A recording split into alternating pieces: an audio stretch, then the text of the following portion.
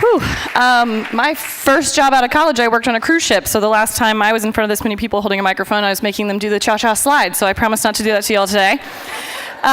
So my name is Grace Greenwood. I work for Braintree. I'm on our documentation team as a knowledge manager and a UX analyst. I want to give y'all a quick run through of how we have used an analysis of our user behavior metrics to improve our help contact form experience for our users. As its name would suggest, our help contact form is a form that's built into our website that our users can use to contact one of our support teams for help. The design of the form encourages a very simple user journey. Select an issue from a provided list, fill out some general information about yourself, and submit the inquiry, which would then be routed to the proper merchant-facing team as determined by the issue that was selected. Now, this is how the form looked at the start of our analysis in May of 2018. And the reason why I, as a documentarian, was so interested in the form is that when you select one of these issues on the form, it will then surface links out to our documentation, related documentation to the issue that was selected. So the user could then click into our docs and conceivably find their own answers instead of needing to submit the form and wait for a person to contact them. So to start off, we just pulled a bunch of user metrics from Google Analytics and Mixpanel, and that is my keynote not working. I'm just going to keep talking. So we pulled a bunch of analytics, and as any of you who have done this sort of analysis before, you will know that that kind of data can be very overwhelming. You see, how many people are viewing certain pages, how many people are clicking on certain things, how much time they're spending on the form, and you wonder which one of these actually indicates that something is good or bad about your form.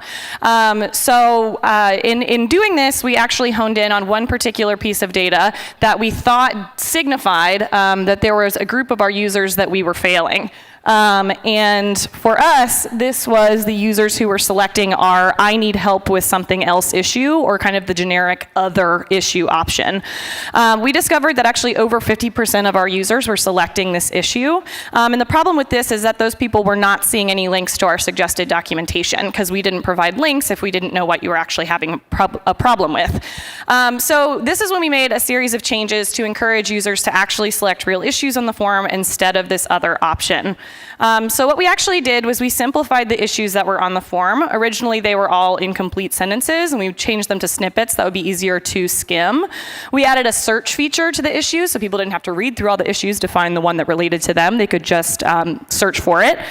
We actually looked at the reason code data that our support teams were assigning to the tickets that came in from the form with that other issue selected. So lots of people who were submitting the form with other selected had questions about our user interface, for example. We added a bunch of issues to the form about those topics.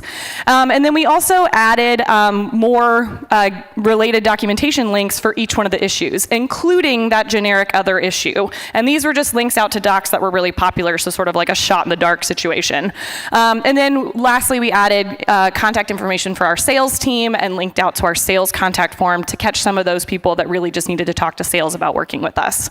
Now, through all of this work, we made some major improvements to the form. We cut the number of people selecting other in half. At the start we had in May of 2018, we were seeing over 50% of those users selecting that issue. Now, in the first quarter of 2019, we had less than 25% of people who were selecting it. This means that more users were seeing our suggested documentation, and also they were sending their issue or sending their questions to the proper merchant-facing team right off the bat, because, as I mentioned earlier, those issues directed you to the right team. And then we also saw a dramatic increase in the number of people who were clicking on our suggested documentation. So people were leaving the form, going into our docs, and conceivably finding their own answers. And then we also saw a drastic decrease in the number of people who were using this form to submit a question that we then had to reroute to sales. People were finding sales quicker right off the bat. So the kind of moral of the story of all of this is that user data is really overwhelming. It's easy to look at all of these numbers and think like, oh, Google Analytics is giving me all the answers, but what do any of those numbers actually mean? You got to hone in on one that you feel like is very helpful. And then you're going to need to combine the analytics that you're seeing there with the information you're seeing from your support teams. We were able to actually see what people were asking about, see what documentation we needed to get people to look at, and help people to find their own answers. And then the last thing is that these changes don't happen immediately. It's going to happen in multiple iterations over time. All right, thank you guys.